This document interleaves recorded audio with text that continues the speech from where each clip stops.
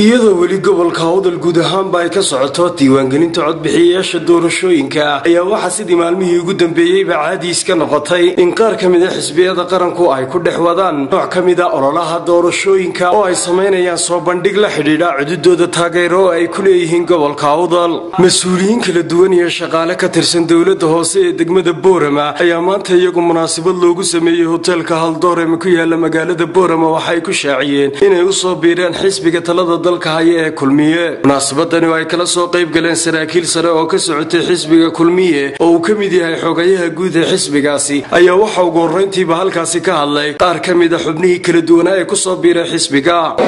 anigoo ku hadlaya codka golaha deegaanka xildhibaanada raba inay ku biiraan xisbiga kulmiye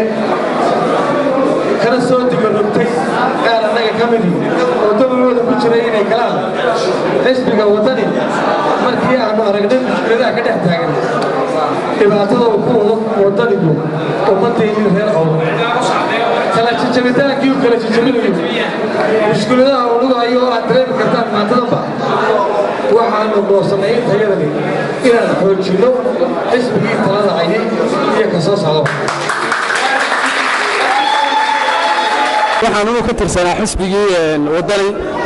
markaa waxaan ka soo diirogtay xisbiga wadani waxaan ku soo biiray xisbiga kulmiye talada haya markaa waxaan ugu diyaariyay inaad xisbiga kulmiye aad u codeysaan si sharaf leh saasaan ugu bogaadinaya waxaan nahay anigoo xildhibaan dawladda hoose oo qabo ayna tahay dalashada reer Djibouti oo nahay reer Djibouti hataa waxay soo kicisay xisbiga kulmiye jacaylkiisa iyo kalsoonidiisa iyo guushiisa ayaa soo kicisay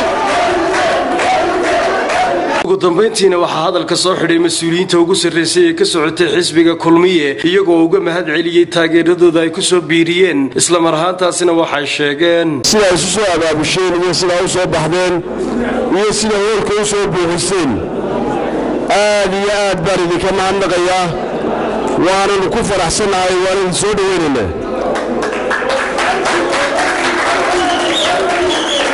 musharaxa uu soo xulay madaxweynuhu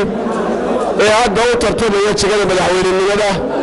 mudane Muuse Biixi Cabdi oo ah nin haladeey leh oo ah nin waayo araga oo ah nin qarankan dhibaatooyin fara badan u soo maray oo aynu ku soo dhaweynayno kursiga iyo doorashada soo socota oo codkeennana aynu u huri doono insha Allahu tacaala soo diyaarinatina codkina siisaan وإبراهيم عبد الله إبراهيم صحفي شبكة عالمية Awdal 24 News مقالة بورما.